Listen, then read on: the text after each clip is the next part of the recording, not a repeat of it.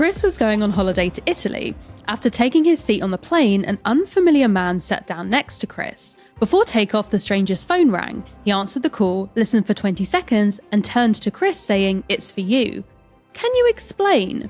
I'll read it again. Chris was going on holiday to Italy. After taking his seat on the plane, an unfamiliar man sat down next to him. Before takeoff, the stranger's phone rang. He answered the call, listened for 20 seconds, and turned to Chris saying, "It's for you. Can you explain?" Please tell me that this actually happened to the Chris that sent the question in. It did. Ah! Okay. Wow. That's a fun one. Thank you very much, Chris. That's a good one. That's creepy. I mean, my first question is, was the phone that was then handed to Chris actually Chris's phone? I was thinking that. Like, did he drop it somewhere and someone rang it and this other guy answered it and they were like, "Oh, it'd be hilarious." You're in seat D7. Well. I kind of did something similar to that once. I was in a pub and I heard my friend, who I didn't think was there. It wasn't my friend. It was a almost perfect voice double for my friend. Ooh. Like it was like voice twins. It was perfect. Like accent, intonation, everything. And my friend did, this was way back, he did university radio, so he knew what his voice sounded like. So I did the only thing you could possibly do in that situation, which is walk over to that guy and ask him to call my friend and say, "Hey, this is you from the future. Whatever you do, don't," and then hang up. Which was, amazing. How many times do you get an opportunity to pull that off? It was wonderful. Stunning. I was going to tell him immediately, but then he posted a load of things on social media. He was like, "I don't know what's just happened. If this is someone pranking me, please don't tell me. I live in hope that at some point I'll be able to make a call to my future self." Well, I have to set that up now. Well, it's not. Yeah. I can confirm that it isn't Chris from the future. Well, that's just disappointing now. I know. And it's not a prank or someone setting him up for this. No. Do we think that it's someone particularly external, or do we think it's something specifically about the flight that makes it important? I don't know. Was the pilot calling? That's not a thing that happens. Was it the assigned seat that Chris was sitting in? Yeah, something like that. Because I mean, what would he have heard on the phone that would make him turn around to literally just the guy next to him and hand in the phone?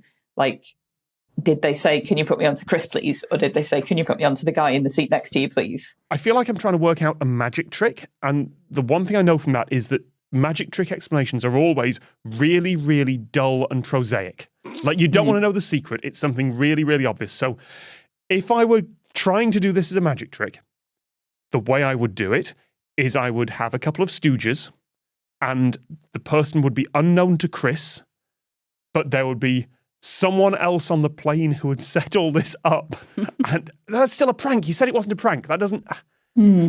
It's not a prank, but there are some interesting elements that you've just brought up about who knows who in this scenario. Intriguing. I mean, what I want to know is, how are you answering your phone if it's in airplane mode because you're on a plane? But that's just me and my, extreme...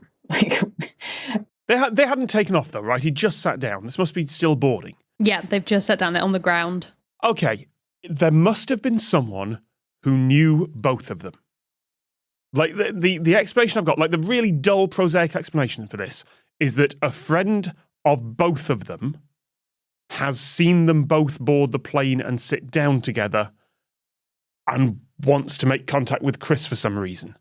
But that doesn't make sense because the sight lines don't work. You'd have to know where someone was sitting down. What if Chris is a secret twin, so the unfamiliar person who sat down recognized them without knowing them? So I can tell you that the person who was on the phone who called up the stranger, Chris doesn't know them. I don't even remember how much it specified. Were these normal passengers? This isn't secretly, Chris is the pilot. No, these are normal passengers. Oh boy. That would have been fun. Is the fact that the plane's going to Italy relevant? No. That was a hesitant no. Yes. I would say for the purposes of you answering the question, it isn't relevant. But when I get to the solution, there might be might have some commentary. Hold on. The guy in the next seat didn't say, "It's for you, Chris." He just said, "It's for you." Was whoever was on the other end of that trying to talk to Chris? Or were they just trying to talk to whoever's next to that person in the seat? So the person on the phone is trying to talk to Chris. I keep having these moments of insight that are completely wrong. I was going to say, it'd be really cool if it was someone who rang them and was just like, my friend's really a nervous flyer. Can you please look after him on this flight?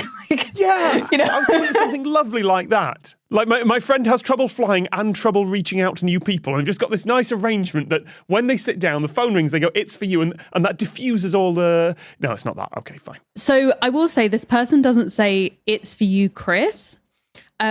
But specifically, Chris is the person they want to talk to. And the fact that Chris is sitting next to this stranger is relevant. Chris is listening to this and laughing. Like, thank you, Chris, but this is... I think it's also worth noting that the conversation that the stranger has on the phone before turning to Chris, it's not just someone saying, hey, can you just pass me to the person beside you? It's a 20-second long explanation. So there is something to explain about what's going on here. Did the person on the phone give a description of Chris, and then the person who was sat next to him looked around the plane and was like, oh, it's literally just this guy here, and then handed it to Chris for that reason? No, the fact that Chris is sitting next, the person on the phone knows that Chris is sitting next to this stranger. And this isn't a prank, it isn't a reality television stunt, it's not like the joke's on Chris here. No, and in fact, the end result of this conversation he's about to have will end with Chris's flight being much better than he probably thought it was going to be when he sat down. This is a wild guess out of nowhere, but I remember a story from years back that someone had left a large sum of money in their will to whoever happened to be the last person in the queue at a particular post office at a date and time to be left as a mystery. So they just spent so long in their lifetime queuing at this post office that they just created this weird lottery that at some point, at some unknown date and time, someone would walk into this post office and hand an envelope to the last person in the queue with a lot of money in it. And I feel like this is the last will and testament of a frequent flyer who knew that seat and sent someone there to go, whoever's there in that seat next to them, they're going to get some money in the will.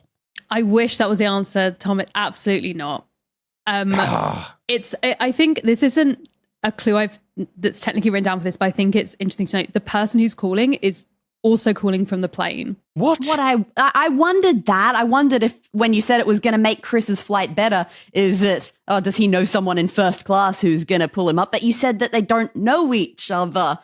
Oh, there's too many strangers. No, you're right. Yeah, it's that. The person calling is the partner or friend of the person who received the phone call. They're up in first class and want to trade seats.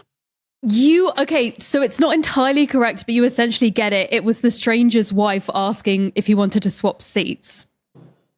Nice. But what's really cute is it's cute because this clue, the idea of like Chris's flight was made much better, like much more pleasant by this situation. It's very cute because obviously Chris has sent this in because what actually happened was that the person on the phone was this stranger's wife, but she was sitting next to Chris's wife in another row, somewhere else on the plane. They'd gotten talking to each other and realized that their partners were both sitting next to each other. And so she rang to be like, hey, we can just swap seats and we'll actually get to sit with each other for the whole flight. So the fact it was going to Italy is really only relevant because it's like, potentially if this is like from an American, for example, that was a long flight to just be doing with a stranger. So they had now got to spend 8 hours with their spouse, which made the flight much more pleasant.